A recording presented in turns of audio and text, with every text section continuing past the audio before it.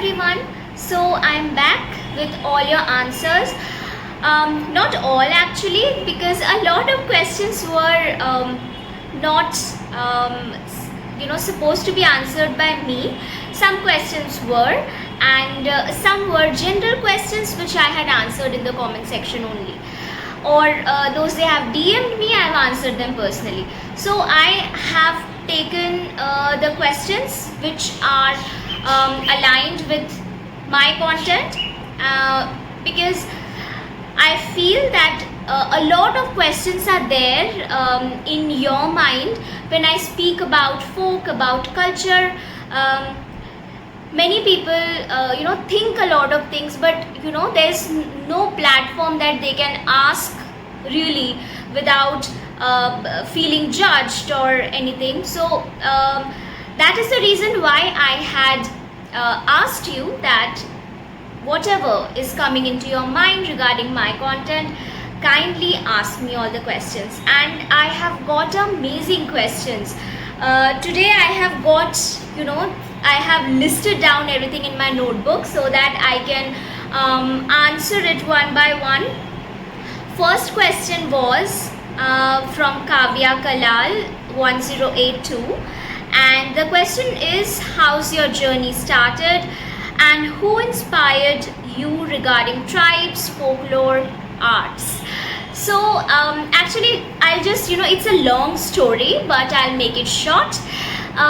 Basically I did my mass communication, and through communication I was much more comfortable with the language English. So I had this kind of curiosity about what English is all about. So I wanted to know in details about the linguistics and how it works, how did it start, and the journey of the language. And then I did my masters in English literature, and from there I understood that there is a study called culture studies. And while I was studying culture studies under the English literature master's course, I was really intrigued that how does culture affect us as a person, our histories, and how literature as a whole, when we understand literature, it's just the written thing which I understood before studying it. Then after studying the literature, I really understood that literature is not only the written word, it's also the oral word. Also one more thing which intrigued me was that not a lot of Indian authors or Indian texts were there in the English literature course, but I feel that Indian English literature is a huge, humongous amount of work which has been done. And I read some, of course, but I was not feeling that it is not enough for me. And as an Indian, I wanted to know my roots, my culture, about the oral culture which is there.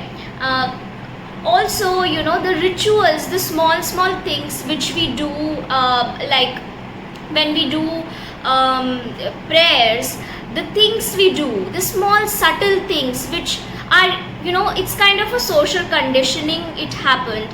And we do that naturally, we don't question it why we are doing it, right? So I was always very curious, and I asked questions which no one was able to answer. So I started following this journey to answer the questions I had in my mind regarding the rituals and culture and everything. So from there the folklore and culture, the journey began. But I was not getting enough texts or material on the internet, though it is available, but not in an expansive manner.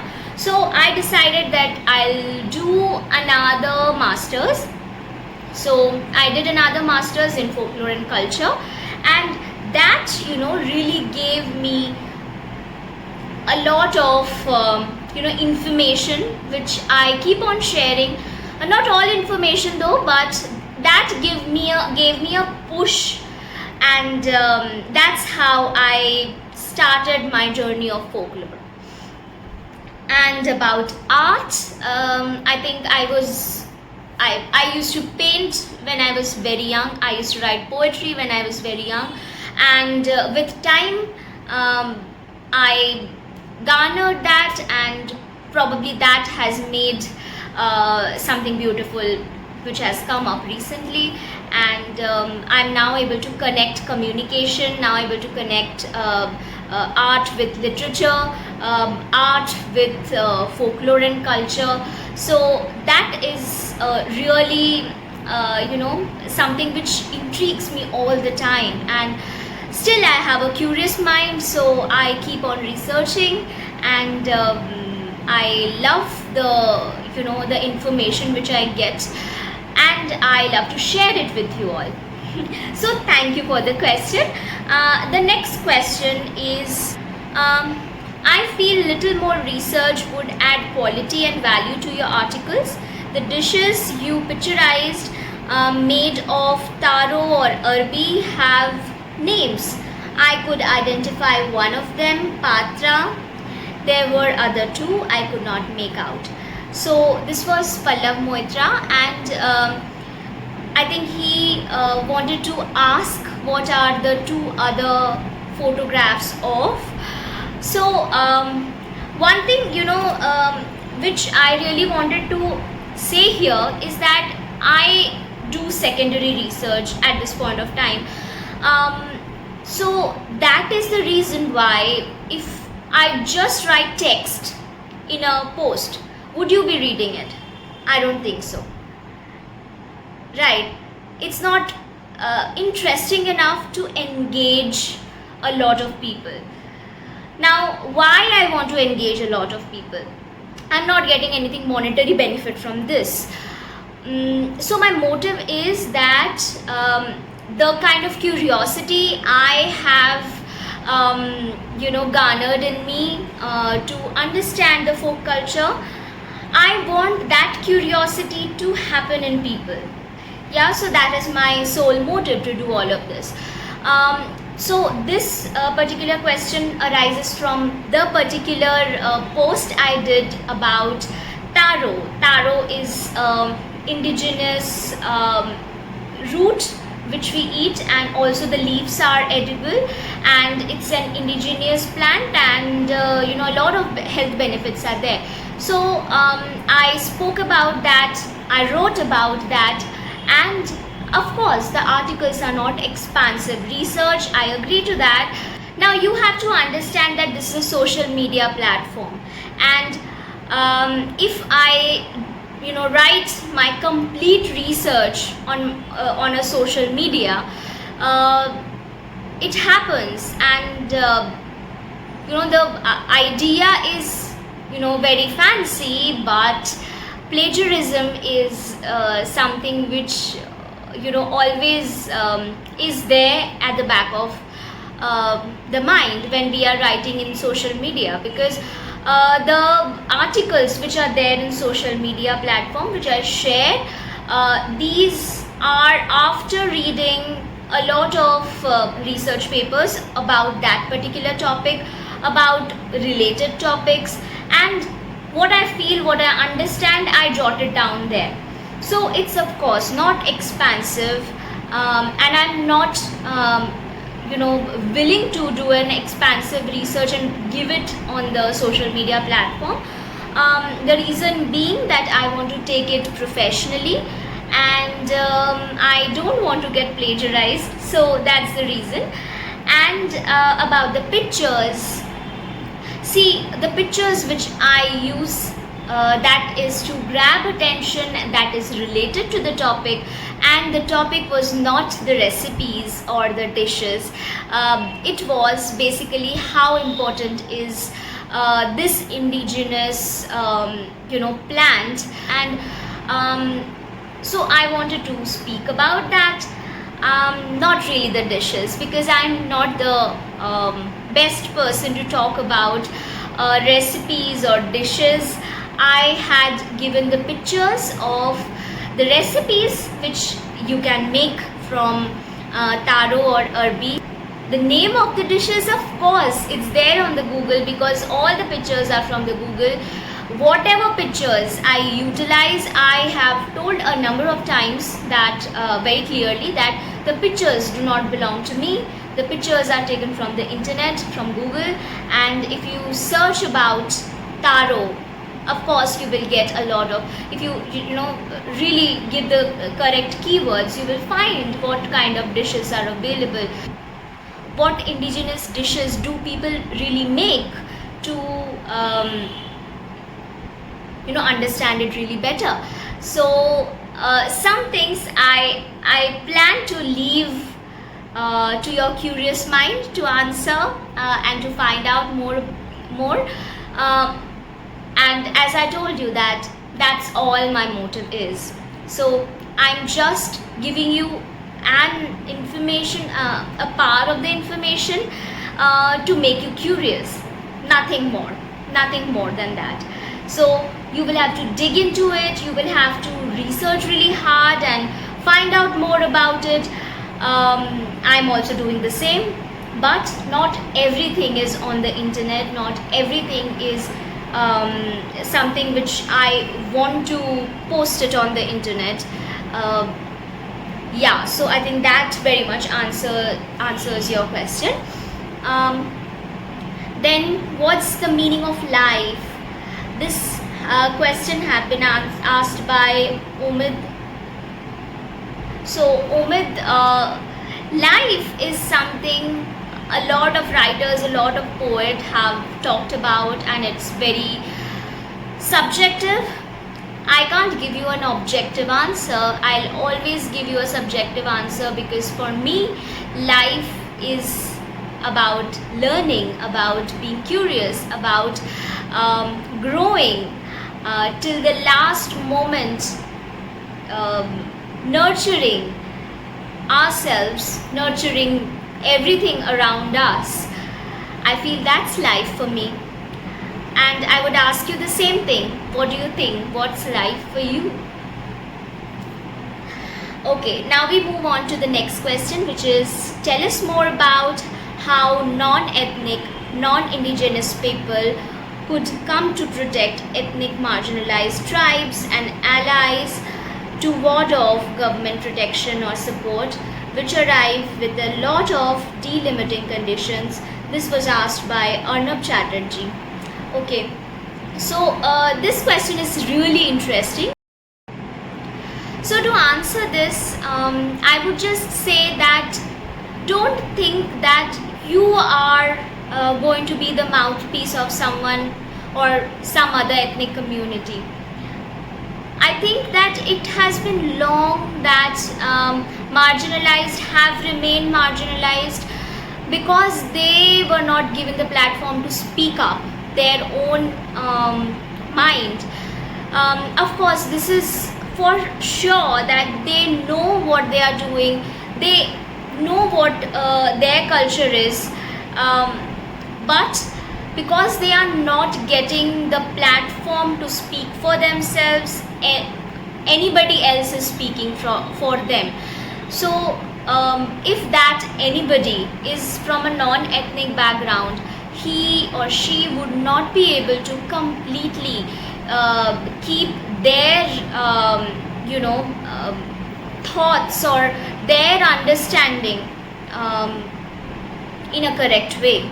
So it's always best for non-ethnic people to support the ethnic people or the marginalized people by giving them a platform to speak, by giving them a platform to express. Government interventions. Now this comes to the policy making. Non-ethnic and ethnic, both the people, those they are in the policy making, first of all they need to understand that the policies are made properly.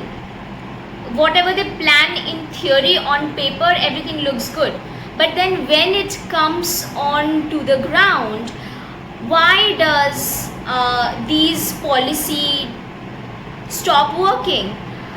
The main reason is the middlemen, the people who are working towards it. So I think that if something is about, there is some policy which is supposed to help the ethnic population or the tribal population, it's best to make them help themselves. Whenever there is someone who is trying to be the middle person, or initiate discussions and keeping their point of view, keeping the ethnic point of view from a non-ethnic mouthpiece, then always there would be a compromise which is made.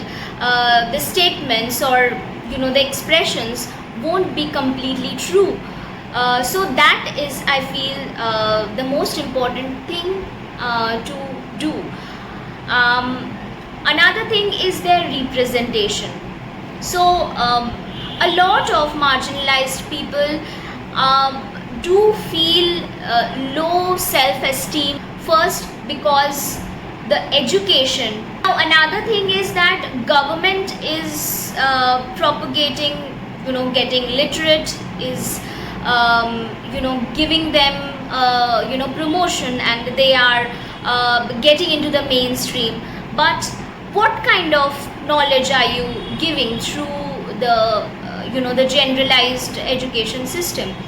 First, that needs to be figured out, that whether the non-ethnic people and the ethnic people need the similar kind of education system to continue. Or how are you going to judge whether this person is knowledgeable enough, whether this person is educated enough? That should not be a mere degree, or that should not be on the basis of Western education, because there are so many indigenous knowledge systems which are aligned to the tribals, aligned to the indigenous people, and they are made to feel the weight of not being educated, not being literate. Why? Because they follow their traditional education system at some point of time, and when they go and compete with the non-ethnic people, there is no parity. Why? Because the education system do not uplift them, their understanding of knowledge system, they don't uplift that. So there is a problem for sure. So as they are in the policy making, this is something which they really need to think about. Okay, so I think that's something which I can speak about for more long time, but making it shorter, cutting it short here. Your point of view, let me know if you are satisfied, or if you want to add something to it, or if I have probably forgotten certain points while speaking. So thank you for the question. This was a very deep question and very important question. So the next question is from Bhavesh Kotak, and he says that what relevance does folk have on culture? This is his first part of the question. And does it have any influence on the contemporary society also? I think that he writes that I think that the first one is obviously based on the time scale of events. So he says that the relevance of folk on culture is based on the time scale. I'm not sure what he is actually speaking about here, but to relate culture and folk, I would just give an example. So when you get up in the morning in a traditional household, what do? The first thing, you think about yourself, okay? So whatever you do, there is a daily routine you are maintaining. in a traditional, non-traditional, any kind of household, there is a daily routine you follow. Probably on certain exceptional days, you probably change the routine a little bit according to your suitable conditions, right? So what are you doing? You are maintaining your culture. So culture can be said that it changes from house to house, community to community, we cannot define culture as a state of complete static. So it's not static, it keeps on changing according to the need, according to the household, according to a particular community and their needs. So culture always is changing, right? Now what is folk? Folk is anything which a group feels their culture is. So this group is not only people of the past, so it is also like a similar group of people. Suppose that certain kind of people who work in a plantation, they are a folk, right? Certain kind of people, those they are studying, so they are the student folk, right? Now there was industrial revolution. So after industrial revolution, the workers from the factories, they are a folk. So similarly, people, those they are going to war in the past as well as in the present, army, they are also a folk. So every folk community has their own way of dealing with things. So it can be ritual based, it can be the sayings or the proverbs or the riddles they use among themselves. It can be songs, it can be paintings, it can be just the dance when they rejoice, or it can also be a festival.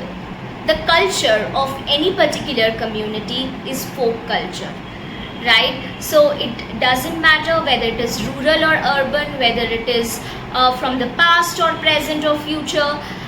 Every group has its own culture. It can be a small group, it can be a very large group. Suppose it can be a group of 5 people working in a same company, speaking about the same topics every day, about doing certain rituals every day. Now it can be a whole nation, suppose India, so they are also a group. So that's the connection of folk and culture, which is inseparable. And the second question, and does it have an influence on contemporary society also? Of course it does. We always think that it is from the past. Folk is from the past. So there is a devolutionary and evolutionary theory or approach of understanding folk. So it's not about the past.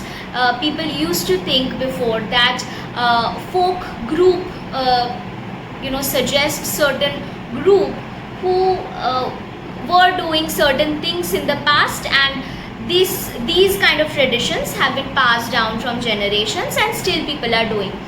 Now this is something which we need to understand, that with every decade, with every changing circumstance, suppose when there were in the pre-literate society, when people were only using the orality as their literature, there was nothing written down. But then writing came into being and people started writing it down, jotting it down, and gave it more static approach. So that is a different kind of folk, So basically what I'm trying to say is, folk is not something which is only about the past. Now the folk group keeps on changing, it keeps on overlapping each other. So we can't say that suppose there's this folk dance called Kathak, right? So how did Kathak came into being? When Kathak dance was not there, before that there were Kathakars who used to go from one village to another and they used to tell stories and in a dramatic way, in a form of dance, and their words or the dialogues which they use, that was in rhymes. So that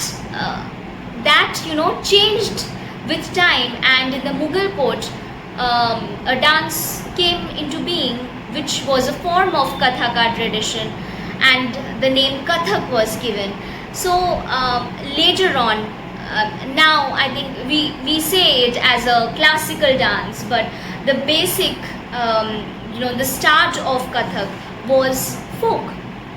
So now we understand that it's not important that what was folk will keep on being as folk, or what was classical was and what was classical will always be classical. There is no surety for that. It can become folk later on, or for the common people. So what is the difference between classical and folk? Classical art or classical genre is supposed to be initiated and for the people of the ruling section of the society, and folk is for the common people. So this kind of differences are always there, and the continuum is always there. So it's very difficult to maintain a sort of distinction or box certain folk or folk community in certain boxes. It's very difficult. You can't do it. And that's what theory of folklore says. Evolutionary theory of folklore says. So yeah, so I can still speak a lot, but to stop it here, I'll go to the next question, which is: define you, yours, ours in the real development of life in the form of cultural prospects of the society. How it's applied in the inner growth of real human beings when we talk specially about ethical standard of human being. This question was asked by Devojyoti Kumar. Thank you so much for the question, first of all. And this is a very deep question again. And it's about life. It's about the development we see within ourselves about someone else, about someone else's life, or probably about the community.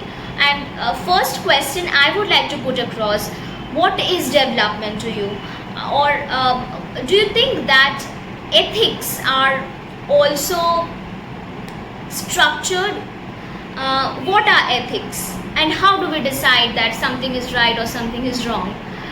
That is according to what we were taught, what was our conditioning, or how much we try to understand things, and we ask ourselves, and maybe we change with time. So morality and ethical standards are something which is always continuously changing within us, within our society, and we cannot say a certain thing that it is ethical or not ethical, because first it is subjective as well, because all the people have a different sort of understanding of what is right, what is wrong. Something which is right to me might not be right to you. Something which is right to you might not be right to me. So and also probably after say 10 days I may say that okay, what you said probably it was right. Why? Because I probably analyzed it, I questioned myself, I thought about it, I researched about it, and then I came to a conclusion that okay, probably you are right. So this kind of changes do happen, and I think that is quite acceptable, because everyone have a different timeline to understand themselves, to understand their morality, their principles, their ethical approaches. So I think that leeway should be given to each person, and the constant questioning is, I feel that's the most important thing. If you're constantly questioning yourself, if you're curious enough to do certain things, I'm sure that you will have your own understanding of what is right, what is wrong, and your own perception, which will certainly change with time, but it will happen for good, and you will accept. The most important thing is acceptance. Nowadays we see that there is no acceptance, so that's something which is, I feel it's really dangerous. Why? Because on social media platform, whatever I say, probably it should be okay with me. If I say something, I feel that that's correct, the other person says that I'm wrong. So this kind of differences will always be there, but it's important to respect others' point of view or their way of understanding things. You and them are probably not on the same plane at that particular point of time. So this question, I feel that it's very subjective, and I feel that I want to ask you a question, Debajyoti, that do you have this very structured moral or ethical standards for yourself, or can you say that has it changed with time?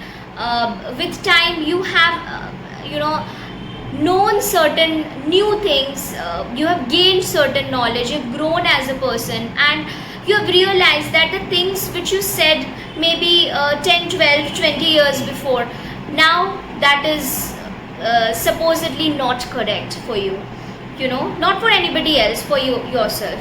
So has it happened to you, and how do you see yourself, your growth through your life till now?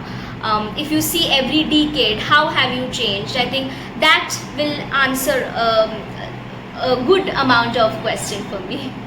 Thank you so much. So these were all the questions, and I feel that I was able to answer all of them. Even if not, please get back to me, write to me, why do you think I was not able to answer, or if I was able to answer, then it's okay. I think that's great if I'm able to answer. And if you want to certainly add certain things, I would love to hear from you. And another thing is, if you feel that you disagree with me on certain pointers, that is completely acceptable, because all of these questions were so subjective, most of them were. So I'm sure that you will have your own point of views and own ways of understanding. So thank you so much for listening and being there with me till the end of this video. Follow me on different channels, because I create content on folklore, culture.